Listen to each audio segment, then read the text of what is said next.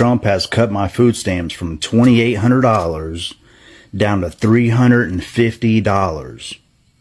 Now, what am I supposed to do?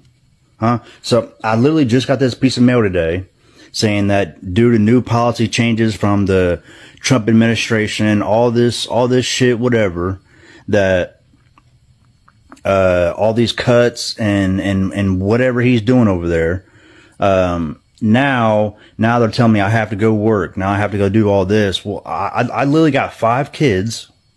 Okay. I'm trying to sit here and spend time with them.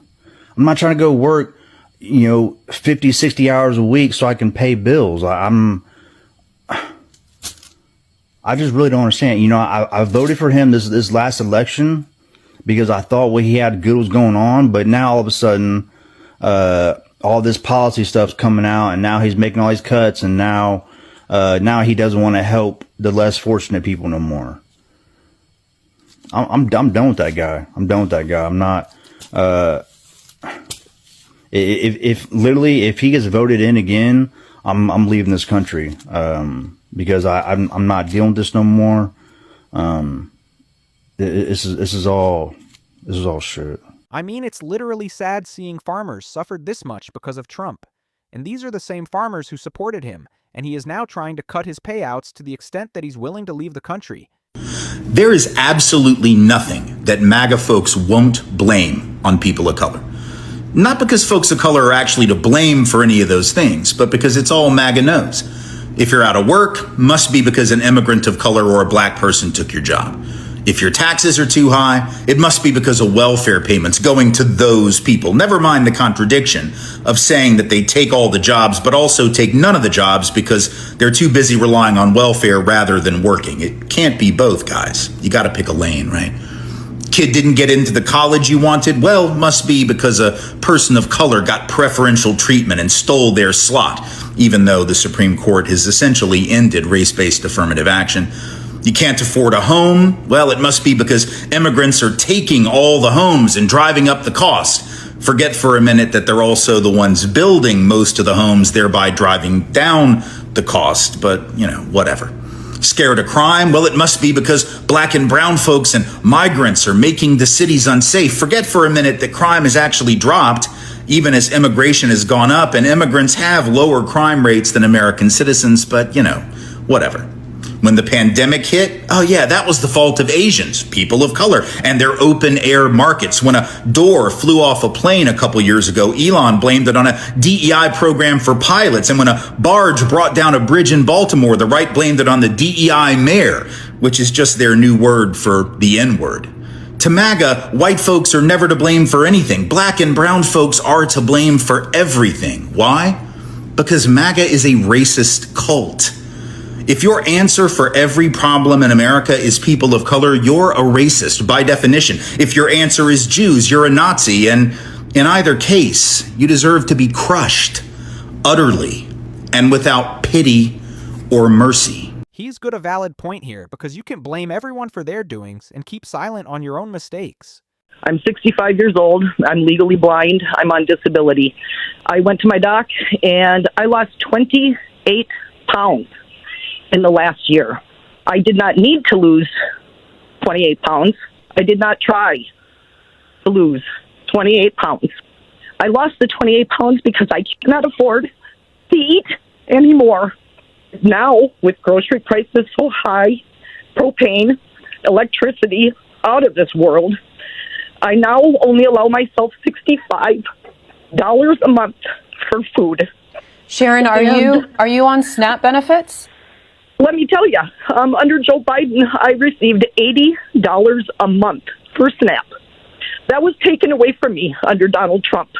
He took it away. He gave me $24 a month. I did receive that for a couple of months.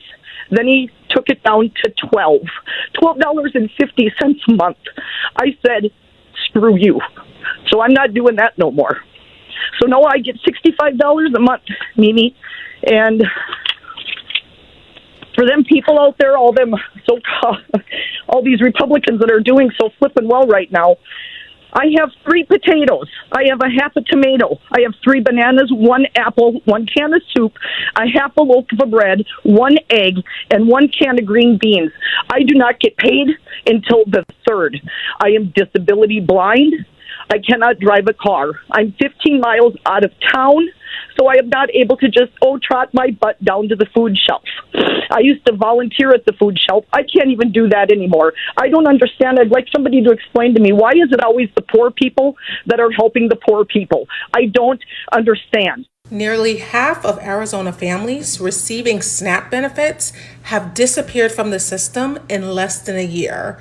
And no, that does not mean hunger suddenly disappeared in Arizona. It means people are getting cut off while the state struggles with a massive backlog and new federal restrictions. Arizona is experiencing the largest drop in SNAP participation in the entire country, and thousands of families are now scrambling just to feed their children because apparently surviving inflation now also requires surviving government paperwork roulette.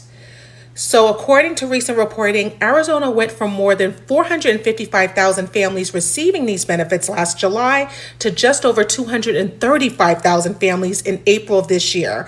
That's nearly a 50% drop. We are talking about parents skipping meals, children losing food access, and families sitting in bureaucratic limbo for months while trying to survive rising grocery prices, rent increases, and an unstable job market. One Arizona mother told reporters she's been submitting paperwork since August and still cannot get benefits restored while caring for children with a life-threatening blood disorder. The Arizona Department of Economic Security says part of the problem is a massive backlog tied to new federal SNAP requirements, outdated technology, staffing issues, and stricter eligibility rules implemented after changes from the Trump administration last year. So those changes expanded work requirements and removed exemptions that previously protected some residents in Maricopa County. Certain immigrant groups also lost eligibility entirely under the new federal changes. And what makes this especially concerning is that advocacy groups and policy researchers say the drop is far too large to simply be explained by people no longer needing help. Arizona's unemployment rate has not suddenly collapsed. Grocery prices are still high. Families are still struggling. Researchers with the Center on Budget and Policy Priorities warned that Arizona's decline far exceeds national trends and may reflect eligible families losing access because of paperwork barriers, processing delays, and administrative failures. And that matters because food insecurity is not just a hunger issue, it's a healthcare issue too. Children experiencing food insecurity face worse long-term health outcomes, chronic stress, developmental issues, and higher rates of hospitalization. Families under this level of financial strain often delay medical care, and then they ration their meds or end up in crisis systems that cost far more than prevention ever would. If nearly half your recipients disappear while demand remains high, that is not evidence the crisis solved. It's evidence that the system is becoming harder to survive. That's it for today, guys. Make sure you subscribe to our channel for more videos.